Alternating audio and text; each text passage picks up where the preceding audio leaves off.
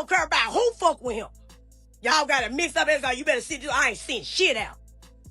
If I sit here and went laugh about my sister, all y'all up for it. Quit mentioning me. And if you mention me, just be ready for a comeback. You guys, nigga, you straddling the fence. And then I already don't like you anyway, Boosie, because you know why? You don't like gays. You don't like gays. Nas X, I don't even though you existed, and you always comment on shit. You are homophobic. So, nigga, I never liked you. You always talking about a gay, this guy. You talking about Nas X promoting gayness, but you promote guns, weed, and shit. You a hypocrite. Be 100 around the board. I'ma say it like how it is. I don't care about what name on here got to say. I don't care. Unfollow me. Please. I don't care.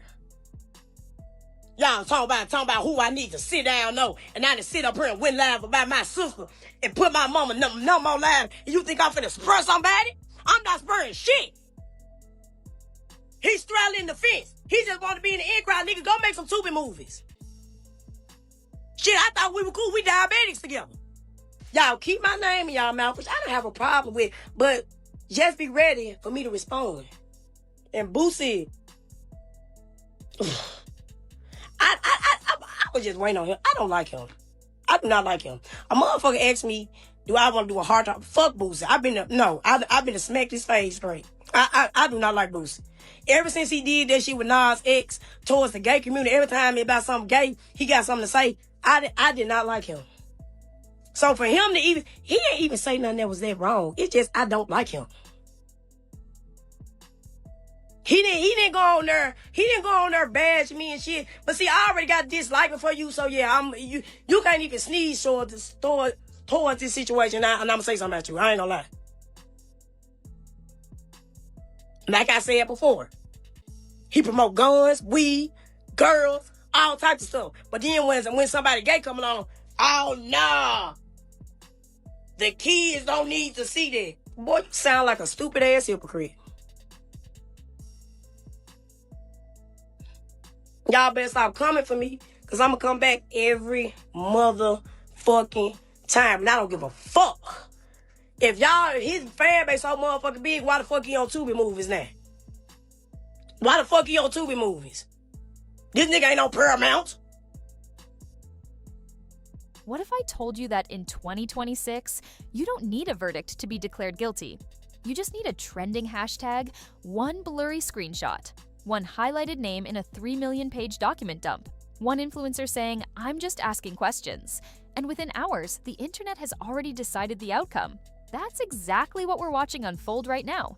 Names start circulating, flight logs get reposted without context, old photos resurface, brand accounts quietly unfollow someone. Suddenly, that unfollow isn't PR distance anymore. It's proof. Silence becomes suspicious, movement becomes panic, every coincidence turns into a connection. But here's the real question nobody's slowing down to ask. Are we uncovering something real? Or are we watching the algorithm stitch together a story that feels true? Because the internet doesn't just connect dots anymore. It fills in the blanks. It draws lines between events separated by decades. It reinterprets old interviews through new lenses. It turns timing into evidence and speculation into narrative.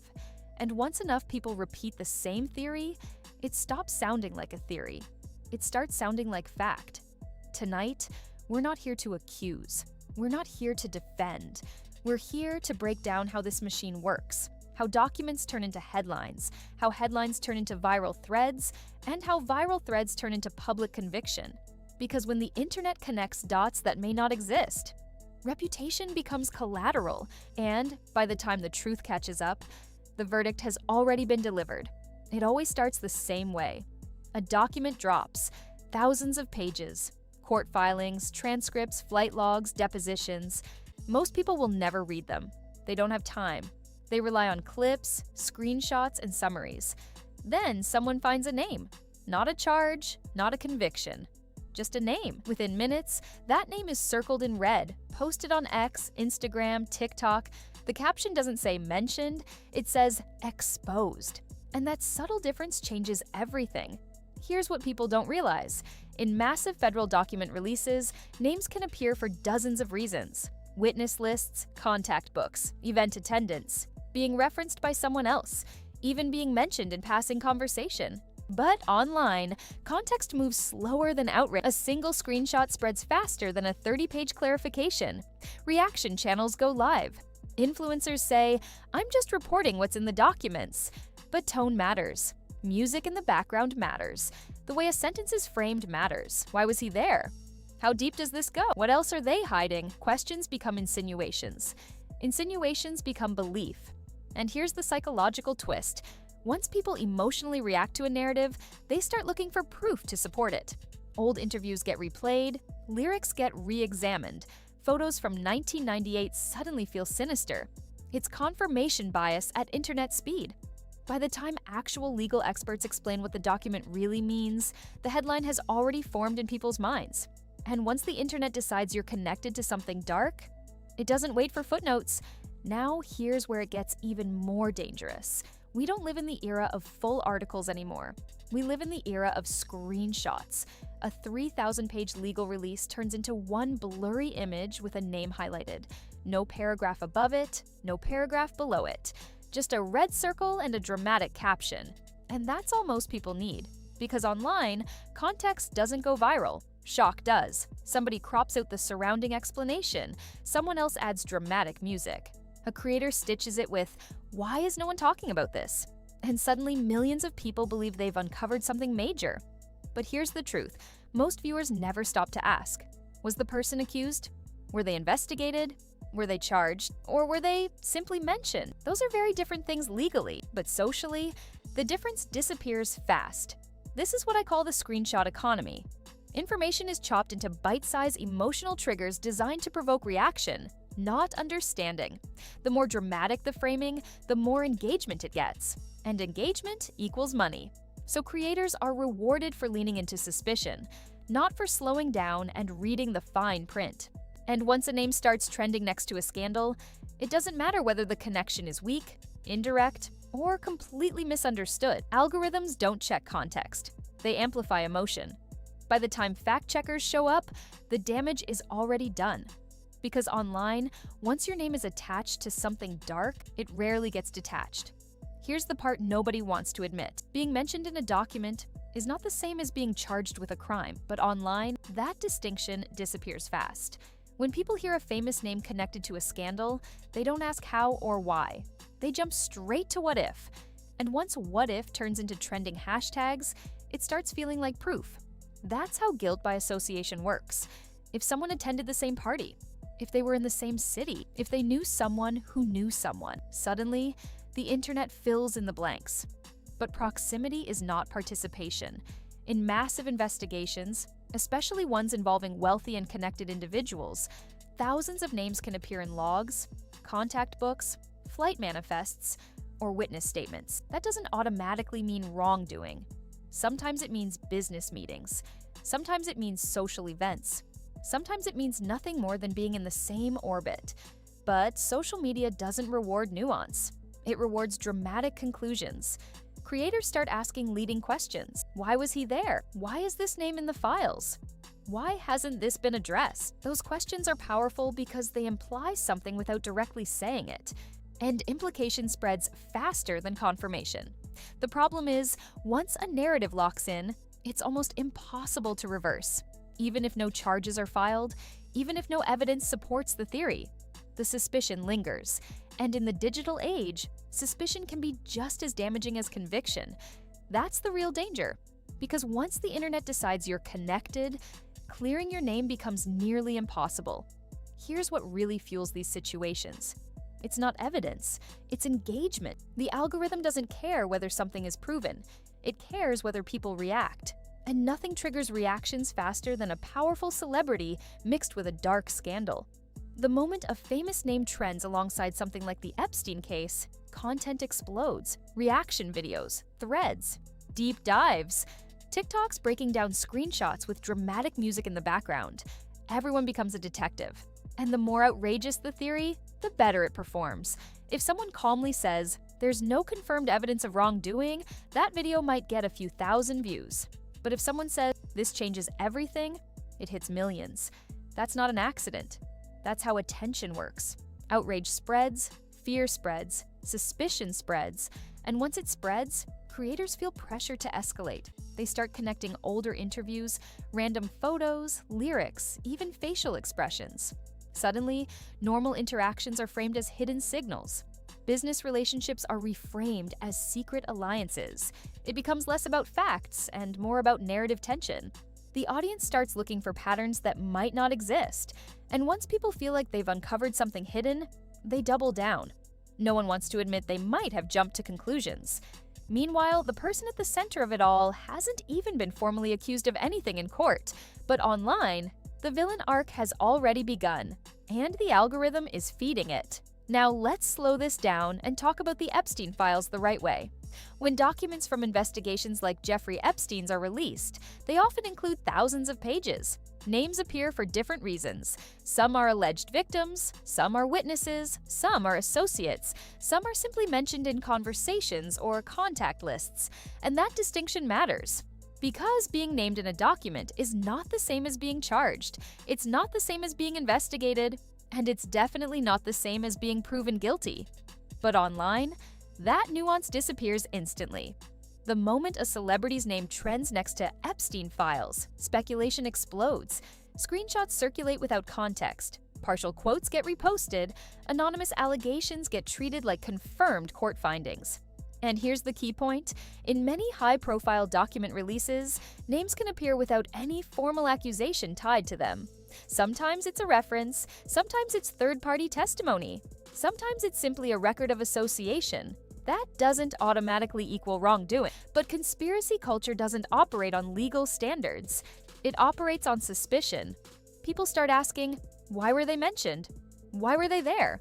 Why haven't they responded? And those questions quickly morph into conclusions. What gets lost is this: actual criminal responsibility requires evidence, charges, and due process.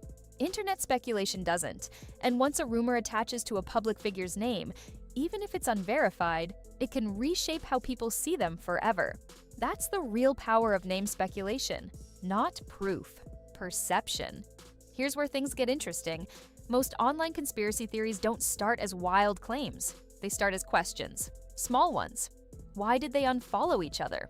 Why are they traveling separate? Why did that old interview resurface? Individually, those things mean almost nothing. But when you stack them together in a dramatic voiceover with eerie music, they start to feel connected. That's how a theory is built. Step 1, find loose facts. Step 2, remove context. Step 3, connect them with speculation. Step 4, repeat it until it sounds familiar. And once something feels familiar, people mistake that feeling for truth. It's called narrative stitching. You take unrelated events and sew them together into a storyline that feels cohesive. The human brain loves patterns. We're wired to search for meaning. So when someone says, "Look at the timeline," we automatically lean in. But timelines can be manipulated. You can place two events side by side and imply causation, even if they were completely unrelated. A business decision becomes a panic move. A rebrand becomes a cover-up. A canceled appearance becomes an escape plan. And suddenly, you don't have random dots anymore. You have a story. The problem? Stories are powerful. They spread faster than corrections. And once people emotionally invest in a theory, they defend it like fact. Not because they have proof, but because it feels like they solved something. And that feeling is addictive. Now let's talk about screenshots. Because in 2026, a blurry screenshot is all it takes to launch a narrative. A cropped document, a highlighted name, a zoomed-in paragraph with dramatic red circles. And boom, instant proof, right? Not exactly. A lot of so-called receipts online are real documents taken out of context. Others are partial excerpts, some are misread. And some are completely fabricated, but here's the trick. Once an image looks official, people stop questioning it. PDF background must be legit. Court-style formatting must be serious. Legal language must be guilt. Most viewers don't read full transcripts. They don't verify page numbers. They don't check whether the mention is testimony, allegation, or random ref. They just see a name and assume the worst. And when creators add phrases like, "this was buried," or "they don't want you to see this," it instantly frames the material as hidden truth. That framing changes everything. Because now you're not just watching content, you feel like you're uncovering something secret. And once people believe information was suppressed, they cling to it even harder. But context is everything. A name appearing in a 3,000-page document doesn't automatically equal involvement. It might mean nothing more than being referenced by someone else. Without full context, a screenshot is just a fragment, and fragments are easy to weaponize, especially when millions of people are ready to believe the worst. Here's the uncomfortable part nobody likes to admit. The algorithm doesn't care if something is true. It cares if people react. If a video makes viewers angry, shocked, confused, or scared, it spreads. If it creates debate in the comments, it spreads faster. If people argue, quote tweet, stitch, or respond, the system pushes it even harder.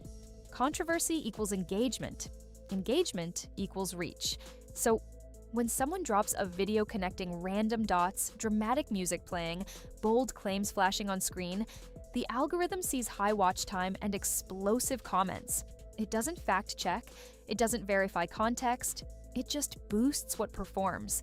And creators know this. That's why titles get more extreme. That's why thumbnails get more dramatic. That's why speculation is framed as revelation. The more outrageous the theory, the more clicks it gets. Meanwhile, calm explanations rarely go viral. Legal nuance doesn't. "We don't have enough evidence" doesn't hit the For You page. So, what happens? A speculative video gets millions of views. Reaction channels pick it up. Clips get reposted without context. If everyone's talking about it, it must be. But that's the trap. Virality feels like validation, but attention is not proof. And once the algorithm amplifies a story, it becomes almost impossible to pull back, even if later evidence shows it was exaggerated or completely false. By then, the damage is already done. Here's where it gets even more interesting. A lot of conspiracy theories don't spread because they're proven. They spread because they feel believable. Humans are wired to look for patterns. If we see two events happen close together, our brains assume they're connected. If a celebrity unfollows someone and a news story drops the same week, we don't think coincidence. We think that's confirmation bias. Once someone believes a theory, they start noticing only the information that supports it. A vague lyric becomes evidence. A blurry photo becomes proof. A deleted post becomes cover. And anything that contradicts the theory, that gets ignored or labeled part of the plot. It creates a loop. You see a claim, you look for proof, you find something that kind of matches. Now you believe it more. And once belief kicks in, emotion follows. Anger, betrayal, shock. The story doesn't even need solid evidence at that point. It just needs momentum, screenshots, threads, reaction videos. Sources, it all stacks up visually, even if it doesn't hold up legally. That's why online suspicion can snowball so fast. Not because it's verified, but because it feels like it explains everything. And in a chaotic world, explanations, even weak ones, are comforting. Even when a theory isn't confirmed, the damage can still be permanent. All it takes is a name being mentioned next to a. That's it. Once the association exists online, it lives forever. Search results don't forget. Screenshots don't disappear. Reaction videos don't unupload themselves. A rumor doesn't need a conviction to hurt someone's brand. It just needs repetition. We've seen it happen before. A headline drops, social media explodes, people start saying, "Where there's smoke, there's fire." Sponsors get nervous, followers start disappearing, corporations quietly distance themselves, not because something is proven, but because controversy isn't good for business. That's the power of perception, and perception moves faster than facts. What makes it worse is that once public opinion shifts, it rarely shifts back with the same energy. If someone is cleared or nothing is proven, that news doesn't trend the same way the accusation did. The outrage gets millions of views. The correction gets a fraction of that. So whether something is true, exaggerated, or completely fabricated, the social consequences can still be massive. That's the internet era we're living in. Allegations become narratives, narratives become assumed truth, and assumed truth becomes reality in people's minds. And by the time actual evidence catches up, if it ever does, the verdict online has already been delivered. The internet doesn't reward accuracy, it rewards intensity. The more extreme a theory sounds, the faster it spreads. A calm breakdown saying, "We don't have proof yet," will never go viral the way a video titled "Exposed" will. Platforms are built around engagement, and nothing drives engagement like outrage, fear, and scandal. So what happens? Creators start pushing the line. Speculation becomes inside info. Allegedly slowly disappears from the conversation. And once one video blows up, 10 more copy it. Then 100, everyone adds their own twist, their own extra detail, their own what if. Suddenly, a theory that started as a random comment under a post becomes a full-blown narrative with timelines, fake connections, and dramatic music behind it. It feels convincing because it's but repetition is not proof. Another layer people forget is confirmation bias. If someone already distrusts celebrities, they're more likely to believe anything negative. If they already believe the entertainment industry is corrupt, every rumor becomes evidence. The theory fits what they already think, so it feels true. And algorithms pick up on that. They notice what you watch, what you pause on, what you replay, then they feed you more of the same. So if you watch one conspiracy video, your entire feed can become conspiracy content. It creates an echo chamber where it seems like everyone believes something, even if it's just your corner of the internet. And once you're inside that bubble, it's hard to tell what's fact and what's fiction. That's how narratives grow legs online. Not because they're proven, but because they're Here's where it gets... There's nothing wrong with asking questions. There's nothing wrong with analyzing timelines. There's nothing wrong with being... But there's a massive difference between questioning power and declaring someone guilty without proof. When people online start saying, "connect the dots," what they often mean is, fill in the gaps with imagination. And imagination can be powerful. A photo at an event becomes proof of involvement. A business relationship becomes evidence of a deleted post becomes confirmation of guilt. But in reality, high-profile people attend thousands of events. They meet hundreds of powerful figures. In elite circles, being in the same room as someone doesn't automatically mean partnership in wrongdoing. That nuance disappears online. And once a name gets attached to something like the Epstein case, even in speculation, the damage is permanent. Screenshots circulate, clips get edited, headlines get rewritten in dramatic ways. The internet doesn't wait for courtrooms. It runs its own trial. And once that digital verdict is passed, it rarely gets reversed. The danger isn't just believing a theory, the danger is repeating it as fact. Because at some point, speculation turns into accusation, and accusation, when amplified by millions, can feel just as powerful as proof. That's the line we have to be careful with. Question everything? Yes. But don't let curiosity turn into conviction without evidence. In today's world, you don't have to be convicted in court to be convicted in public. All it takes is a trending hashtag, a viral clip, and a few convincing threads. Once suspicion catches fire online, it doesn't need proof to survive. It feeds on repetition. When thousands of people repeat the same theory, it starts to feel real. When millions see the same edited video, it starts to feel confirmed.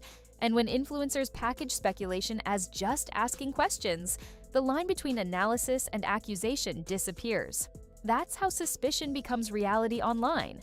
The Epstein case exposed real crimes and real victims. That part is undeniable. But when celebrity names start circulating without verified evidence, the internet doesn't slow down to separate facts from assumptions. It builds narratives, it fills in blanks, it connects dots that might not even be on the same page. And once that narrative sticks, it's almost impossible to erase. So the bigger question isn't just whether a theory is dramatic or viral. The real question is this: are we reacting to evidence, or are we reacting to momentum? Because in the digital age, momentum is powerful. It can elevate someone, and it can destroy. The smartest move isn't blind belief or blind defense. It's patience. It's waiting for verified information. It's understanding that virality is not proof. Suspicion spreads fast. Truth moves slower. And online, the difference between the two can disappear.